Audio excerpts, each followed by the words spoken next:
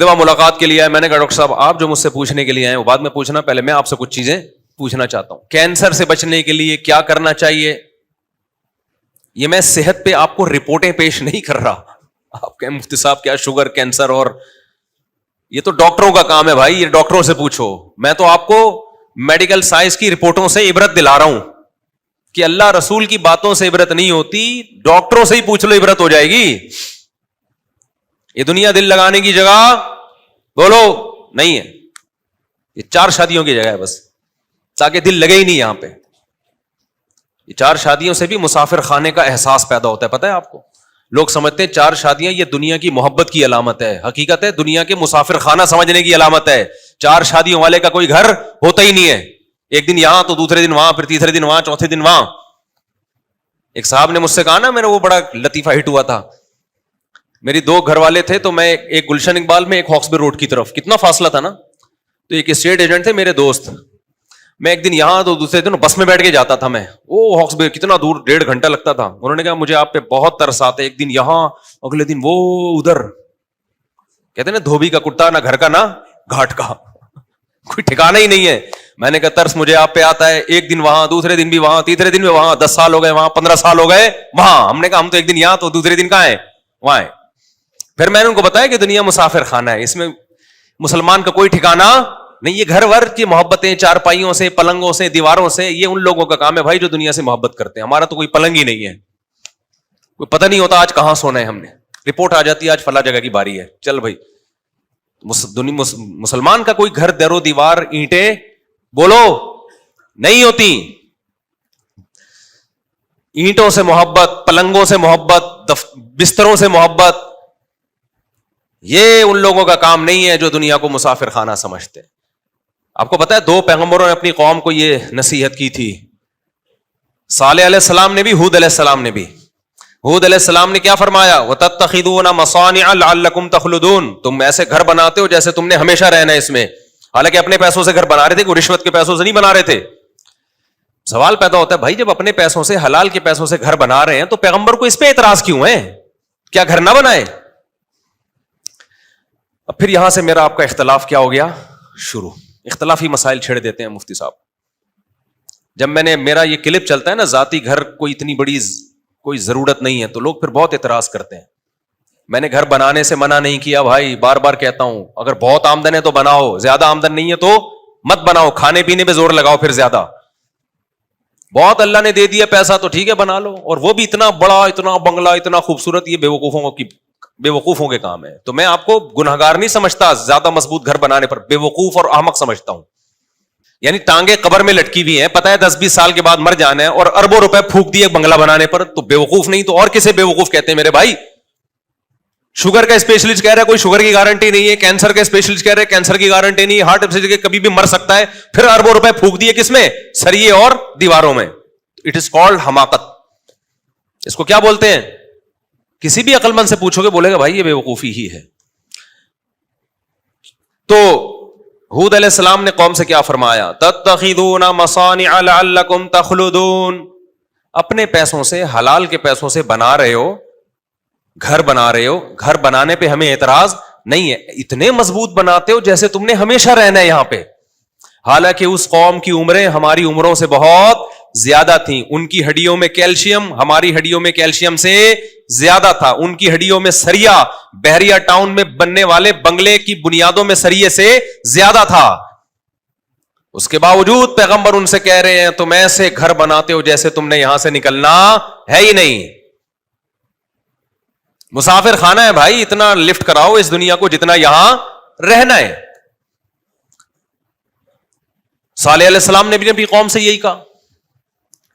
صالح علیہ السلام نے کیا فرمایا؟ وَتَنْحِتُونَ مِنَ الْجِبَالِ بُيُوتًا فَارِهِينَ, چٹانوں کو تراشتے ہو اور اندر بنگلے کھڑے کر دیتے ہو. کتنی محنت لگتی ہے چٹانوں کو تراش کے بنگلہ بنانے میں بھائی, عمریں بیت جاتی ہوں گی. تو اور صدیوں تک وہ گھر ابھی بھی نشانات ہیں. میں ترکی گیا ہوں نا, ترکی کے بارڈر پہ, وہاں آپ دیکھیں گے غاروں کے اندر پورے محل بنے ہوئے ہیں. اگر ان کو پتا ہوتا نا کہ یہ ولاگنگ کے کام آئیں گے ہمارے محل ہمارے مرنے کے بعد, تو شاید وہ اتنی محنت نہ کرتے. وہ کہتے ہیں ہم تو اپنے لیے بنا رہے ہیں. 50 سال لگ جاتے ہوں گے اس محل کو تیار کرنے میں. زندگی میں کتنے سال رہ جاتے؟ 20-30 سال رہ جاتے تھے. کہتے ہیں بچوں کے لیے بنا رہے ہیں, تو بچوں کے لیے آپ پراپرٹی لے کے ڈال دو اگر اللہ نے بہت پیسہ دیا ہے, یا گھر لے کے ڈال دو, لیکن یہ ذہن میں رکھو کہ جب یہ بڑے ہوں گے نا, یہ یہاں رہیں گے نہیں. اگر بچے ماں باپ کے گھر میں رہتے نا, تو ہم سب آدم علیہ السلام اور اما ہوا کے گھر میں رہ رہے ہوتے ابھی. کیا خیال ہے بھائی؟ نہیں یاری بات, میرا خیال ہے اوپر سے گزرنا شروع ہو گئی ہے. آدم علیہ السلام نے بھی سوچا ہوگا گھر بناؤں اپنے بچوں کے لیے, سارے یہاں پھر ہوتے نہ بچے جیسے جیسے بڑے ہوئے مارکیٹ سے شارٹ ہوتے گئے. میرے والد صاحب نے گھر بنایا ہمارے لیے, ہم تو نہیں رہ رہے بھائی اس میں. کون رہتا ہے بھائی؟ سب کوئی جاب ہوتی ہے, کوئی کہاں چلا جاتا ہے, کوئی کدھر چلا جاتا ہے. تو اتنی ٹینشن نہ لو, بچہ کے لیے اللہ نے وسائل دیے تو چھوڑ کے جاؤ, لیکن یہ ذہن میں رکھو بچہ 2 ہاتھ اور 2 پاؤں لے کے آتا ہے. اللہ نے کچھ اس کو بھی کہا ہے کہ تو بھی کچھ ہاتھ پاؤں مارے گا, لہذا بچوں کی زیادہ ٹینشن لے کے وقت سے پہلے قبر میں مت جاؤ.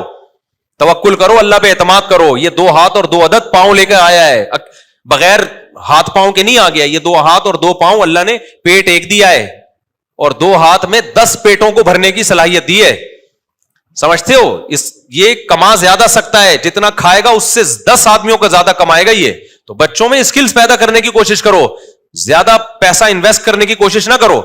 اور میں نے دیکھا ہے جن لوگوں نے بچوں کے لیے بڑی بڑی جائیدادیں چھوڑ کر گئے ہیں, بچوں میں کوئی اسکلز تو تھی نہیں, کمانے کا کوئی طریقہ تو آتا نہیں تھا, وہ سارے کروڑ روپے بچے برباد کر کے پھر زیرو ہو کے بیٹھ جاتے ہیں.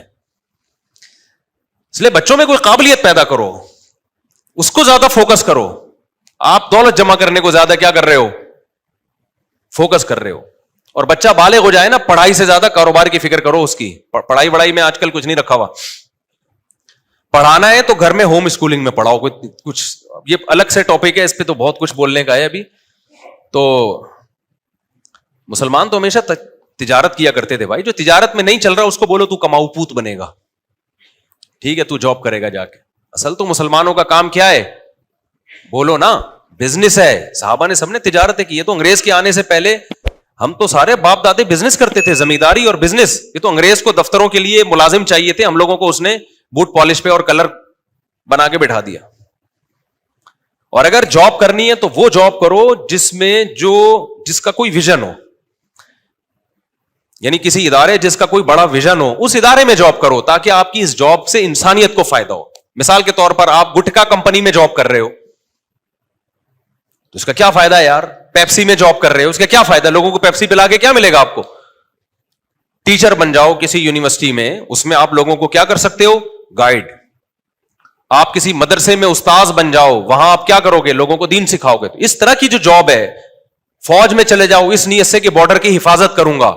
تو اس طرح کی جو جابس ہیں وہ تو مسلمان کو کرنی چاہیے. باقی جو آج کل جس قسم کی جابس ہو رہی ہیں, وہ کوئی اسلام اس کو نہیں وہ زیادہ اہمیت دیتا. خیر, تو وہ جو ہارٹ اسپیشلسٹ تھے انہوں نے کیا کہا, کینسر کے اسپیشلسٹ تک پہنچا تھا میں. 3 ہو گئے نا, ایک ہارٹ ہو گیا, ایک گردے کی کوئی شوگر کی گارنٹی نہیں ہے, دوسرا آپ کے دل کی کوئی گارنٹی نہیں ہے, تیسرا ہو گیا کینسر. بہت سے لوگ کس سے مرتے ہیں میرے بھائی؟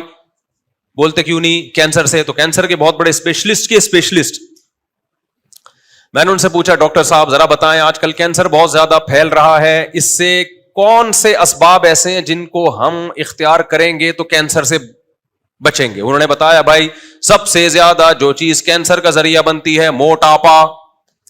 کیا چیز بنتی ہے؟ بولو نا. آپ جتنا کھا رہے ہیں آپ کی انرجی اتنی یوٹیلائز نہیں ہو رہی, استعمال نہیں ہو رہی. ان پٹ زیادہ ہے, آؤٹ پٹ کیا ہے؟ کم ہے. ان پٹ 3 پراٹھے ہیں, آؤٹ پٹ کیا ہے؟ دفتر میں بیٹھ کے کی بورڈ سے لو لیٹر لکھ رہے ہیں, اس کے علاوہ یا فیس بک پہ کمنٹس کر رہے ہیں, اور کچھ بھی نہیں ہے. تو 2 انگلیاں چلانے کے لیے 2-3 پراٹھوں کی بالکل بھی ضرورت بولو نہیں ہے. سب یہی کر رہے ہیں, سب یہی کر رہے ہیں. ہو سکتا ہے میں کوئی ایسا نہیں ہوں کہ میں کوئی, آپ سمجھ رہے ہیں کہ مجھ سے آپ پتہ نہیں کہ شاید 2 نوالے صبح ایک کھجور کے چکھ لیتے ہوں گے. ہم سب اس بیماری میں مبتلا ہیں. ہماری محنت کم ہے اور خوراکیں کیا ہیں؟ بہت زیادہ. تو میں نے کہا ڈاکٹر صاحب پھر کیا کرنا چاہیے؟ انہوں نے کہا وزن نہیں بڑھنے دو میرے بھائی, خاص طور پہ 40 سال کے بعد کسی قیمت پہ وزن بولو नहीं बढ़ने दो। मीठा क्या करो मेरे भाई, 40 साल के बाद खासतौर पे जो चीनी है इसको क्या कर दो, छोड़ दो। अच्छा मैंने कहा भाई सिगरेट, हाँ मैंने कहा और क्या, उन्होंने कहा गुटखा, गुटके से मुंह का कैंसर, गले का कैंसर, तंबाकू से, मैंने तो अपनी खुद जिंदगी में इतने कैंसर के गुटके वाले देख लिए हैं। और क्या होता है भाई, और उन्होंने कहा कि ये होता है कि जी आप सिगरेट पीते हैं तो उससे क्या होता है, बोलो ना, बता दो अपनी जबान, कैंसर का इम्कान बहुत ज्यादा बढ़ जाता है। मैंने कहा अच्छा सिगरेट भी एक बंदा नहीं पी रहा, गुटखा भी नहीं खा रहा, पान भी नहीं खा रहा, वजन भी उसका क्या है, फिट फाट, जॉगिंग करता है, जिम जाता है, खुराकों पे कंट्रोल है, डॉक्टर साहब गारंटी लेते हो कैंसर नहीं होगा। आपको सुन के रोना आएगा। इतना कुछ करने के बाद ना वो कहते हैं गारंटी फिर भी बोलो सब कुछ सही आ रहा हो फिर भी हो जाता है। वो मुझे फिर लतीफा याद आता है, सुना ही देता हूं। इतना कुछ करने के बाद भी अब आदमी इतनी मेहनत करे तो डॉक्टर साहब गारंटी दो ना कैंसर नहीं होगा। डॉक्टर साहब कहते हैं कैंसर फिर भी हो सकता है। वो मुझे लतीफा याद आ जाता है। ऐसे मौके पे एक आदमी अपनी बीवी की कभी तारीफ नहीं करता था, उसको अच्छी नहीं लगती थी वो। तो एक दिन बीवी ने कहा कि भाई थोड़ा सा आज मैं मेकअप करती हूं, कुछ साड़ी अच्छी पहनती हूं, कुछ चूड़ियां वूड़ियां, बड़ा जबरदस्त जीनत इख्तियार की ना उसने। अपने शोहर से कहा बताइए ये मेरी चूड़ियां कैसी लग रही हैं। हाँ, शोहर ने जब देखा ना बेगम पे, बेगम को से कहा यार आज तो बड़ी खूबसूरत चूड़ियां पहनी हुई है। कहती थैंक यू जी। आज तो बेगम बड़ा टाइट मेकअप लगाया हुआ है। थैंक यू जी। आज तो तुमने साड़ी भी बड़ी खानदानी पहनी हुई है, बड़ी बेगम खुश हो रही है ना। थैंक यू जी। अच्छी फिर भी नहीं लग रही है। ये सारी चीजें बहुत अच्छी तुमने पहनी हुई है मगर तुम अच्छी बोलो फिर भी नहीं लगी। हमारे एक दोस्त थे, उनको रंगीन टोपियां पहनने का शौक था जब हम कॉलेज में पढ़ते थे, कलरफुल टोपियां। मुझे यह था कि टोपी पहननी है तो ये सादा चाइना वाली। उनको शौक था नीली पीली ना बत्तियां लगी हुई उसमें, तो बड़ी चमकदार किस्म की टोपियां खरीद के, मेरे क्लास फेलो हैं, बयान भी सुनते हैं। एक दिन मैंने उनसे कहा, मैंने कहा यार ये तुम क्या नीली पीली पहन रहे हो। कह रहे यार अच्छी नहीं लग रही टोपी। मैंने कहा देखो टोपी का अच्छा लगना काफी नहीं है, टोपी पहन के बंदा भी अच्छा लगे। ये टोपी वाकई बहुत खूबसूरत है, इसे पहन के बंदा अच्छा नहीं लगता। मैंने कहा आप क्या करो, चूड़ियां पहन लो, चूड़ियां तो खूबसूरत होंगी लेकिन बंदा पहन के अच्छा लगेगा। चूड़ियां पहन के एक बड़ा खूबसूरत सा दुपट्टा है, उसमें वो पीको शीको हुआ है, दुपट्टा तो बड़ा खूबसूरत है लेकिन वो जब आदमी पहनेगा तो अच्छा लगेगा। तो हर अच्छी चीज इस्तेमाल के बाद वो चीज तो अच्छी होती है, जरूरी नहीं कि बंदा भी अच्छा लगना शुरू कर दे वो। तो उस आदमी ने अपनी बेगम के हर चीज की तारीफ की, आखिर कहा अच्छी तू फिर भी, ये सारी चीजें अच्छी हैं मगर तू अच्छी नहीं लग रही।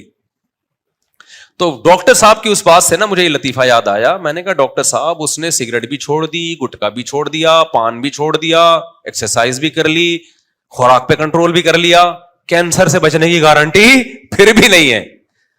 इसका यह मतलब नहीं है कि आप एहतियातें ना करें, चांसेस बहरहाल कम हो जाते हैं। जो हमारा लाइफ स्टाइल है उसमें तो शुगर का भी चांस है कि 90% शुगर भी होगी, कैंसर भी होगा, ब्लड प्रेशर भी होगा, अटैक से भी मरोगे। जो नहीं मरे अब तक उन पे हैरान हो कि ये मरे क्यों नहीं अभी तक।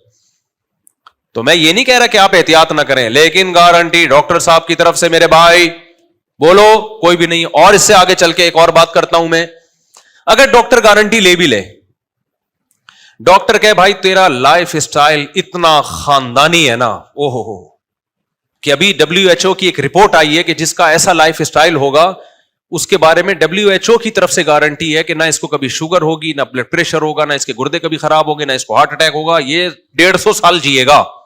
ये बिल अव्वल तो ऐसी कोई गारंटी है नहीं। फर्ज करो साइंस ने इतनी तरक्की कर ली कि ऐसी चीजें इजाद हो गई हैं कि अब जी 150 साल तक ये मेडिसिन जो लेगा या ये खुराक जो खाएगा वो कब तक जिंदा रहेगा, 150 साल तक। फर्ज करो साइंस ने तरक्की कर ली। तो मुझे एक बात बताओ, कराची में जो गटर के ढक्कन है उनकी कोई जिम्मेदारी लेगा? चलता हुआ आदमी कहां गिर जाता है बोलो? ना शुगर थी ना ब्लड प्रेशर था, गटर देखता है कि चूंकि ये शुगर भी नहीं है, इसको WHO ने सर्टिफिकेट दिया 150 साल जिंदा रहेगा, लिहाजा इसको नीचे गिरने से क्या कर लो, रोक लो। ट्रक वाला जब ट्रक चला रहा होता है वो ये देखता है कि ये सेहत के सर्टिफिकेट लेके घूम रहा है या नहीं घूम रहा, वो कुचलता हुआ बोलो जाता है। कोई गारंटी नहीं है भाई।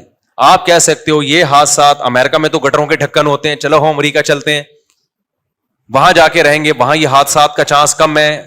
بھائی وہاں جب حادثہ ہوتا ہے تو ہول سیل کے حساب سے پبلک جاتی ہے, یہاں تو ایک بندہ مرے گا دوسرا سدھر جائے گا کہ سڑک پہ چلو ہی نہیں, ٹرک مارتا ہے. جاپان میں ٹرین کتنی زبردست, جاپان نے ٹرین کی ٹیکنالوجی میں ترقی کی ہے, لیکن ٹرینیں وہاں بھی الٹتی ہیں. اور جب جاپان کی ٹرین الٹتی ہے نا تو 500 کلومیٹر فی گھنٹہ, جو ہماری ٹرین الٹے گی نا, الٹنے سے پہلے آپ چھلانگ لگا سکتے ہو. حقیقت ہے, اتنا چانس دیتی ہے وہ, کیونکہ ایسے چھکا چھک چل رہی ہوتی ہے اور کھڑکڑ کھڑکڑ کی آوازیں آتی ہیں, پہلے انجن ہلتا ہے, ٹرین آپ کو اندازہ ہو جاتا ہے کہ بھائی کچھ زیادہ ہی ہو گیا آج. بہت موقع ملتا ہے کہ بھی چھلانگ لگا لے تو. کہ جو 500 کلومیٹر پر آور سے بھاگ رہی ہے نا, اللہ نہ کرے جب اس میں حادثہ ہوتا ہے تو پھر چھلانگ لگانے کا موقع, پھر ایسے گاجر مولی طرح کٹتے ہیں لوگ, جہاز بھی گرتے ہیں. میں ایک سفر کر رہا تھا, ایک پائلٹ نے مجھے بتایا, جہاز میں پائلٹ نے, تو ہر طبقے سے جب آدمی مشہور ہوتا ہے تو ہر طبقہ جاننے لگتا ہے تو دوستی ہو جاتی ہے. ایک آپ کو دلچسپ واقعہ بتاؤں, میں سعودیہ جا رہا تھا تو ایک خوشبو میں نے بڑی خاندانی لگائی ہوئی تھی, تو ایئر ہوسٹس کو وہ خوشبو بڑی پسند آ گئی. مجھ سے ڈائریکٹ تو اس نے شرم کی وجہ سے کہا نہیں, جو اسٹیورڈ ہوتا ہے نا اس کو بولا کہ مفتی صاحب نے کون سی خوشبو لگائی ہوئی ہے, یہ بڑی زبردست خوشبو ہے. تو میں نے جیب سے نکال کے اس کو دکھا دی, یہ والی خوشبو لگائی ہوئی, اور پھر میں نے جیب میں ڈال دی. اچھا مجھے تو ذہن میں ہی نہیں رہا کہ یہ بیچاری مانگ رہی ہے خوشبو یا کیا, میرے دماغ میں واقعی یہ بات نہیں آئی. اچھا اب میں نے اپنے دوستوں کو جا کے بتایا کہ یار یہ خوشبو, اب ہر آدمی وہ خوشبو مجھ سے مانگ رہا ہے. تو ہمارے ایک دوست ہانگ کانگ گئے, وہ خوشبو لگا کے کہہ رہے ہیں کسی نے لفٹ نہیں کرائی. سمجھ میں آ رہی ہو نہیں آئی؟ میرا خیال ہے بہت گہری بات کہہ گیا, میں بہت گہری بات کہہ گیا, جلدی سمجھ میں نہیں آتی. یہ بالکل ایسے ہی ہے کہ کچھ لوگ جا رہے تھے تو گروپ کی شکل میں نا, انہوں نے کہا اگر کسی نامحرم عورت پہ نظر پڑے تو استغفار پڑھنا ہے, استغفر اللہ استغفر اللہ. اچانک استغفار کی آواز آئی, سب نے بولا کہاں ہے بھائی کہاں ہے. سمجھ رہے؟ اچھا خیر, تو ٹرکوں کی گارنٹی کون؟ ہاں وہ میں بتا رہا تھا کہ پائلٹ نے بتایا کہ میں نے کہا بھائی کوئی حادثے آپ نے کبھی دیکھے ہو, جہاز میں کتنا سیکیورٹی کا نظام ہوتا ہے نا, کتنا بہترین. انہوں نے بتایا رشیا میں ایک دفعہ ہم جا رہے ہیں, رشین جہاز تھا روس کا. اچھا میں نے کسی بیان میں روس کو سوویت یونین کہہ دیا, غلطی سے کہہ دیا ہے. تو سوویت یونین تو افغانستان کی لڑائی کے بعد مارکیٹ سے شارٹ ہو گیا. تو لوگ ایسی غلطیاں پکڑتے ہیں, پھر طنز یہ کرتے ہیں ان کو ہسٹری کا نہیں پتا. اب ہمیں کیوں نہیں پتا افغانستان کی اور رشیا کی ہسٹری کا؟ تو یہ سبقت لسانی سے. اسی طرح میں نے ایک دفعہ بیان میں فلا صدقہ میں ترجمہ غلطی سے کر دیا کہ صدقہ نہیں دیا اس نے, حالانکہ صدقہ یصدقو کا معنی تصدیق کرنا ہوتا ہے. وہ زبان کی ایک مسٹیک ہے, اس کو بعض لوگوں نے کلپ بنایا کہ جس کو قرآن کی اس آیت کا ترجمہ نہیں پتا. صدقہ یصدقو تصدیقاً, یہ تو پوری گردان سنا دوں میں آپ کو. تو وہ منہ سے غلطی سے نکل گیا, وہ بیان میں بعض دفعہ دھیان کہیں اور ہوتا ہے. تو صدقہ میں وہ لفظ آ رہا ہے نا, اور پھر قرآن میں ہمیشہ نماز صدقہ ساتھ ہی ہے, اس لیے توجہ نہیں گئی اس طرف. تو لیکن لوگ ایک دم غلطی پکڑ کے کلپ بناتے ہیں, قرآن نہیں آتا. تو ایسی سبقت لسانی جسے کہتے ہیں نا, زبان سے آدمی سوچ کہیں اور ہوتی ہے کہیں اور, تو اس کو ایک دم سے فتوا نہ لگا دیا کریں کسی کے بارے میں. تو روس کا ایک جہاز تھا, انہوں نے بتایا پائلٹ نے کہ وہ جہاز جس ٹریک پہ ہم جا رہے ہیں نا سامنے سے اسی پہ آ رہا تھا, حالانکہ جہازوں میں ایسا نہیں ہوتا. اور کہہ رہے ہیں کہ 5 کلومیٹر دونوں جہازوں کا فاصلہ. تو وہ جہاز میں نا ایک آٹومیٹک الارم بجتا ہے جو ایمرجنسی کا ہوتا ہے, یعنی چند سیکنڈ کے بعد دونوں جہازوں نے آپس میں ٹکرا جانا تھا. چند سیکنڈ کے بعد. پیچھے مسافروں کو کچھ نہیں پتا تھا کیا ہو رہا ہے, لیکن آگے پائلٹ کی حالت کیا ہوئی ہوگی آپ سوچو کہ 5-10 سیکنڈ کے بعد ہمارے پرخچے اڑ جانے. کہہ رہے ہیں وہ اللہ کا فضل یہ ہوا کہ وہ کوئی آٹومیٹک سسٹم لگا ہوتا ہے, اس نے ٹرن لیفٹ کا کہا اور سامنے والے جہاز کو بولا ٹرن لیفٹ, تو اس نے ادھر لیفٹ کیا, ادھر. یہ 1-2 سیکنڈ کے اندر کرنا ہوتا ہے پائلٹ نے. حالانکہ ایسے موقع پہ انسان بوکھلا جاتا ہے کہ بھائی یہ کیا ہو گیا, پتہ چلا ٹرن لیفٹ بولا اور اس نے رائٹ کر دیا. تو کہہ رہے ہیں وہ لیفٹ ہوا ہے اور دونوں جہاز یوں گئے ہیں ایسے کر کے, سلام دعا کرتے ہوئے, الیکس سلیکٹ کرتے ہوئے. پیچھے لوگوں کو نہیں پتا کیا ہوا ہے, وہ تو تھوڑا سا ہلے اور سیدھے ہو گئے. تو میں نے کہا ایسا ہوا کیوں ہے, سسٹم کی خرابی. انہوں نے کہا نہیں, رشیا میں بعض دفعہ پائلٹ پی کے نکلتے ہیں. حالانکہ کتنا ان کا سسٹم ہے چیک کرنے کا پائلٹ کا نا, الکوہل کتنی اس کی باڈی میں, بہت زبردست سسٹم ہے, اس کے باوجود بھی بھائی یہ سسٹم انسان کا بنایا ہوا ہے, انسان سے غلطی. وہ پائلٹ پی کے نکلے تھے تو پائلٹ سمجھ رہا تھا پائلٹ ہو گیا الٹا, میرا خیال ہے یہ پینے کے بعد جو ہے نا وہ الٹا ہوتا ہے, تو وہ ہو گیا الٹا, وہ سمجھا کہ جہاز الٹا ہوا ہے, تو جہاز کو سیدھا کرنے کی کوشش کی ہوگی اس نے. ایک شرابی جیسے ہے نا, وہ مشہور واقعہ ہے کہ شراب کتنی بری چیز ہے, دیکھو آپ دونوں جہازوں کے پرخچے اڑا دینے تھے اس نے, خیر بچ گئے, پتہ نہیں کیس ویس ہوا ان کے خلاف کیا ہوا ہوگا.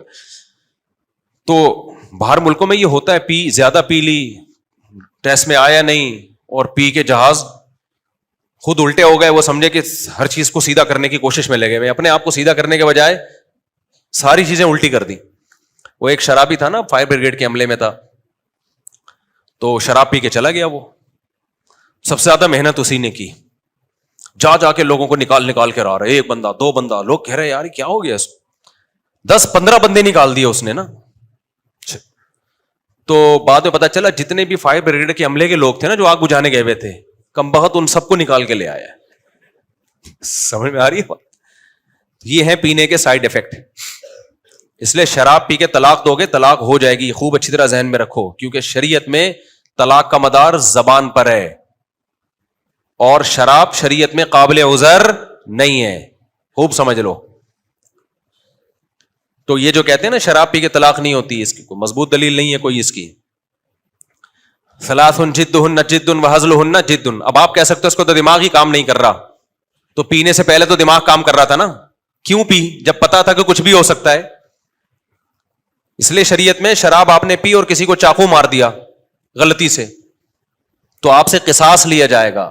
یورپ میں تو یہ عذر ہے کہ آپ پی بھی تھی آپ کو پتا نہیں چلا, اسلام میں شراب عذر نہیں ہے, بندہ مار دیا آپ کو قتل کیا جائے گا, قصاص لیا جائے گا. آپ کا یہ کہنا کہ میں پی بھی تھی مجھے نہیں پتا چلا تھا اس لیے میں سمجھا گائے ذبح ہو رہی ہے تو میں بندہ مار دیا, بندہ ذبح کر دیا, تو اسلام میں یہ عذر قابل قبول نہیں ہے. اس لیے کہ اسلام یہ کہے گا کہ پی تو اپنے اختیار سے ہے نا, شراب پینے سے پہلے تو دماغ کام کر رہا تھا نا, جب آپ کو پتا تھا پینے کے بعد کچھ بھی ہو سکتا ہے تو آپ پھر خود ذمہ دار ہو ہر عمل کے.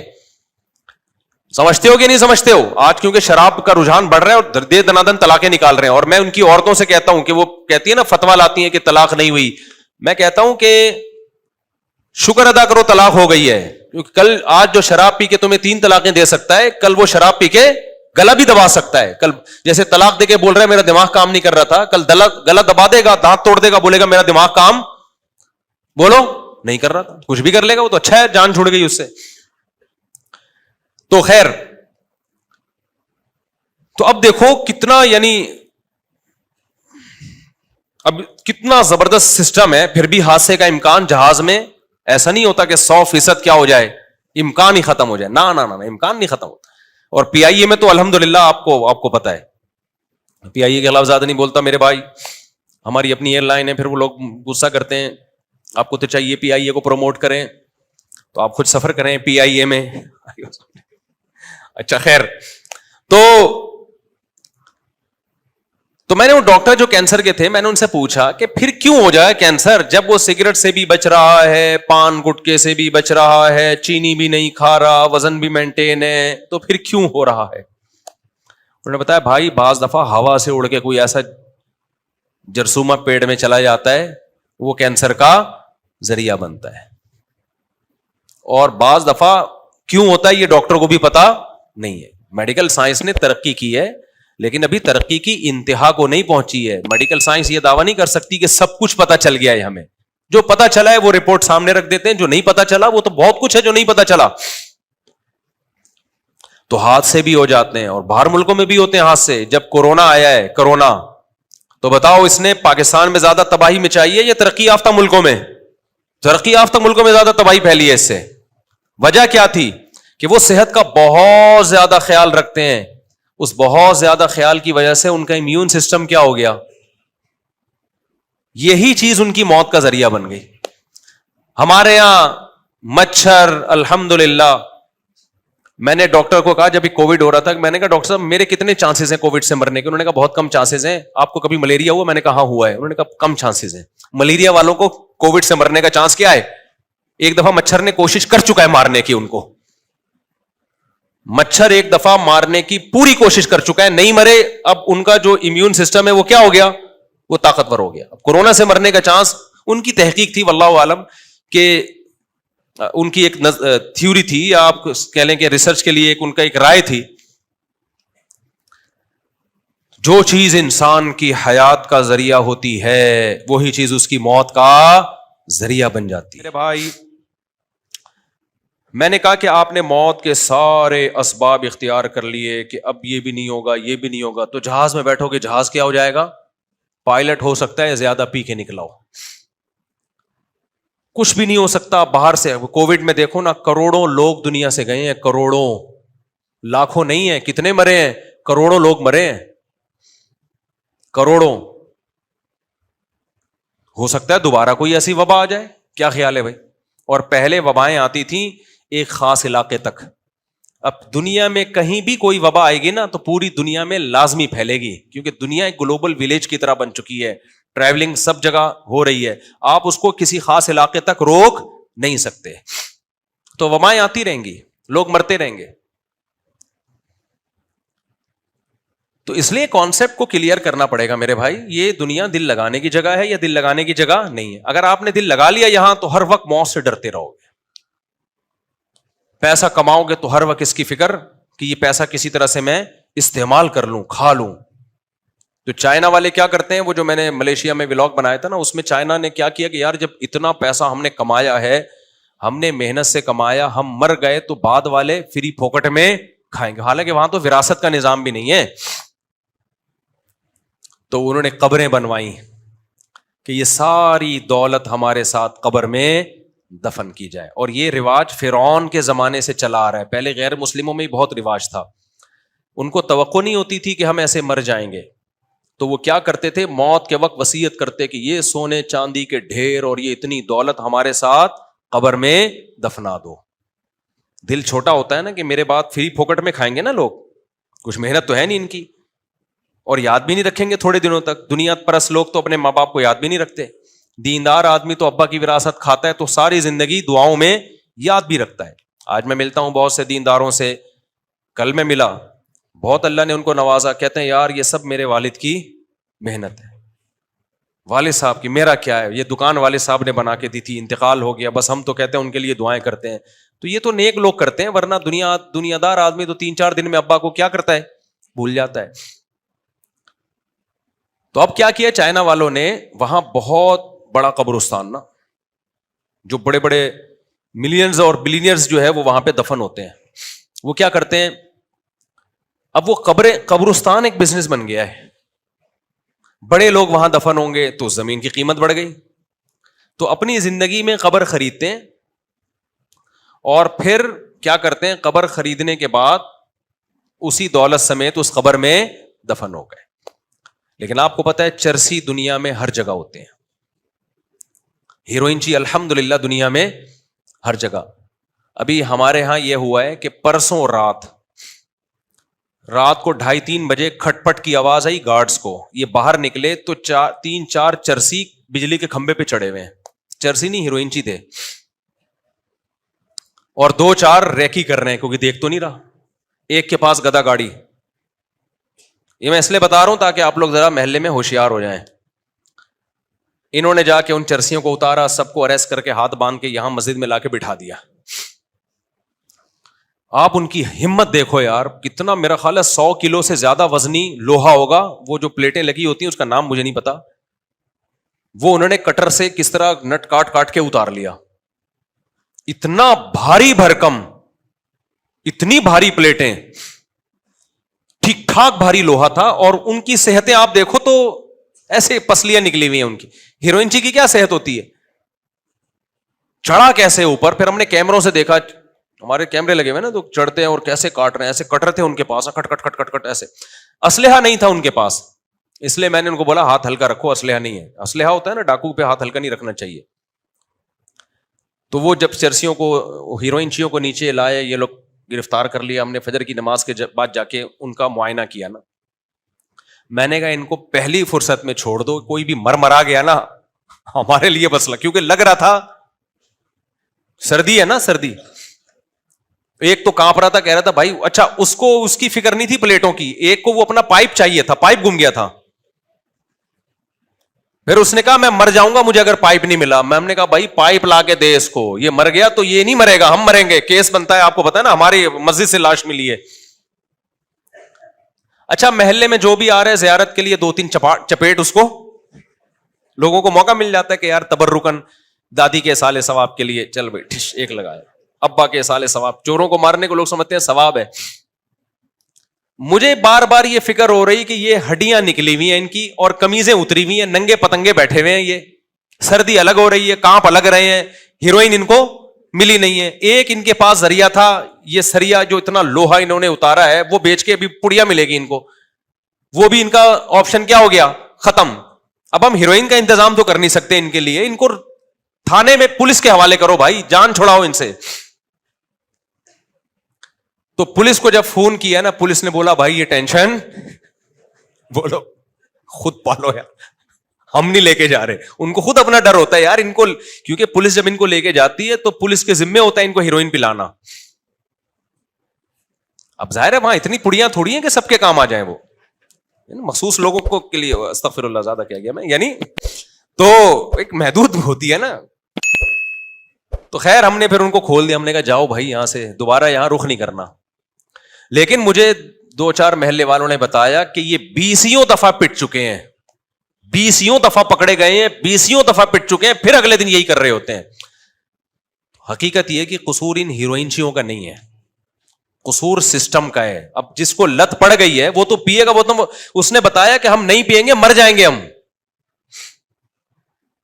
باپ بتاؤ یہ گورنمنٹ کی ذمہ داری ہے یا نہیں ہے کہ یار ان کو نفسیاتی ہاسپٹل میں لے کے جاؤ, یا جو نشہ چھڑوانے والے ادارے ہوتے ہیں وہاں لے کے جاؤ, تم ان کا نشہ چھڑوانے کی کوشش کرو. وہ کہہ رہے گا پھر ہم کیا کریں, ہمیں تو چاہیے بھائی, فری میں مل رہی ہو تو بتا دو, ہم فری میں, ہم تو نہیں تو یہی کام کریں گے ہم. پھر ہمارے ایک دوست آئے, انہوں نے بتایا کہ ہم نے اپنے علاقوں سے 5, میں ایک پیکج دے رہا ہوں آپ کو ہیروئنچیوں کے لیے, بہترین پیکج ہے. انہوں نے بتایا کہ ہم نے اپنے علاقے سے 4-5 ہیروئنچی اسی طرح کھمبے سے پکڑے, چوری کر رہے تھے, اور روزانہ چوریاں. اور ہمارے یہاں بھی بکری بھی چوری ہوئی, اب مجھے لگ رہا ہے انہوں نے پی گئے, یہ 2 بکری کے بچے چوری ہوئے یہاں سے, جنریٹر کی بیٹری چوری ہوئی ہے. تو اب تو ہمیں لگا کہ بھائی یہ سارا کام یہی, اور ہر جگہ سے کر رہے ہیں. تو ہمارے ایک دوست نے بتایا کہ یار بہت زیادہ چوریاں ہو رہی تھیں, تو پھر جب یہ ہیروئنچی ہم نے پکڑے ہیں تو کہتے ہیں ہم نے مارنے پیٹنے کے بجائے نا, ہم نے کہا تمہیں ہر مہینے کتنا پیسہ چاہیے. انہوں نے بتایا کہ اتنا 20,000 30,000 کچھ ایسے بتایا. انہوں نے کہا یار دیکھو تم یہاں چوکیداری کرو, 20,000 ہم سے لے لیا, ہیروئن نہیں دیں گے ہم, پیسے دیں گے تمہیں تنخواہ. کہہ رہے ہیں اس دن کے بعد سے جتنے چور پکڑے ہیں نا ہیروئنچیوں نے پکڑ کے ہمارے حوالے کیے. نہیں ہے بات, میرا خیال ہے سیکیورٹی کا نظام ہیروئنچیوں کے حوالے کر دیا تو چوریاں کیا ہو گئیں, بند. کیونکہ بےچارے مجبور تھے بھائی, وہ مجبور تھے, ان کو سٹا چاہیے, یا تو آپ ان کو کسی ہاسپٹل میں لے جاؤ چھڑواؤ, چائے نہیں چھوٹتی لوگوں سے, ہیروئن کہاں سے چھوڑے گا وہ. اب گورنمنٹ کی ذمہ داری ہے ایسے لوگوں کو پکڑ کے علاج کروائے, اور پھر ان کا حساب کتاب رکھے. اور پھر بھی کوئی پیتا ہوا پکڑا جائے تو اصل تو پیتا ہوا پکڑا جانے والا تو مجرم ہے. سوال پیدا ہوتا ہے ان کو پرووائڈ کون کر رہا ہے. سعودی عرب میں ذرا سا شک ہوا تھا کہ ہیروئن یہاں آئی ہے, پورے ملک میں جو ہے نا ایمرجنسی نافذ کر دی تھی. جب تک وہ ہیروئن کی پڑیائیں پکڑ نہیں لی ان لوگوں نے, وہاں کی گورنمنٹ چین سے نہیں بیٹھی ہے, اور وہ پکڑتے ہی فوراً گردن اڑا دیتے ہیں جو ہیروئن اسمگل کر رہا ہے. نہیں آئی میرا خیال ہے بات سمجھ میں. تبھی ایئرپورٹوں پہ لکھا ہوتا ہے کہ بھائی سعودی عرب میں نشہ اگر آپ لے کر گئے تو آپ کا سر قلم کر دیا جائے گا. وہ نہیں سنتے کسی کی بات. تو ایسا قانون اگر ہمارے ملک میں آ جائے تو اچھا نہیں ہے, کیا خیال ہے بھائی؟ کتنے لوگوں کو یہ نشے کی عادت, تو اصل تو وہ اسمگلر ہے, ان کو پکڑو بھائی, کون ہیروئن لے کر آ رہا ہے یہاں پہ. اور ہو سکتا ہے وہ پکڑتے کیوں نہیں ہے, ہو سکتا ہے جو پکڑنے والے ہوں وہی پڑیا کیا کر رہے ہو, تو پکڑے گا کون کس کو. تو ان کا بزنس چل رہا ہو پڑیا کا.